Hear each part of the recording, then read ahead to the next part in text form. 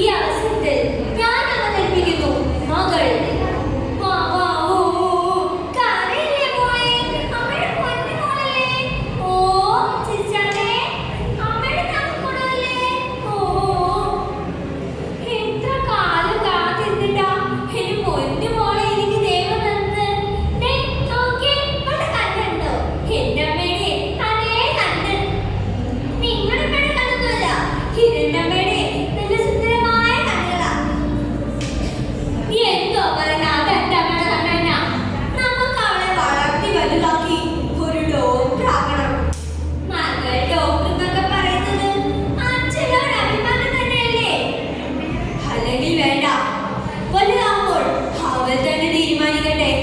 അതുവരേക്കും ചുറ്റുമുള്ള കഴിയാങ്കണ്ണിൽ നിന്നും നമുക്ക് അവളെ സംരക്ഷിച്ചു നിർത്താം.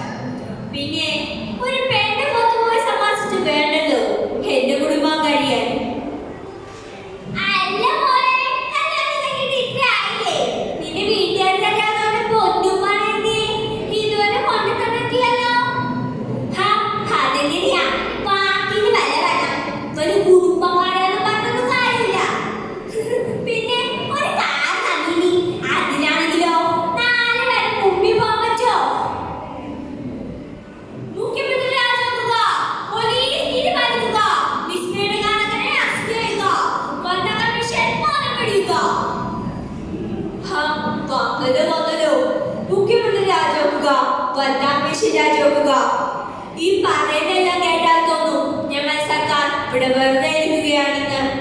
ഞങ്ങൾക്ക് ചെയ്യാൻ പറ്റുന്നതെങ്കിൽ ഞങ്ങൾ ചെയ്യുന്നുണ്ടല്ലോ. ഇനിയിപ്പോ അവരുടെ കുടുംബത്തിൽ കയറി നോക്കാൻ പറ്റൂ? അല്ല, ഈ പറയുന്നതൊക്കെ അറിയോ ഞങ്ങളുടെ യഥാർത്ഥ പ്രശ്നം എന്താണെന്ന്?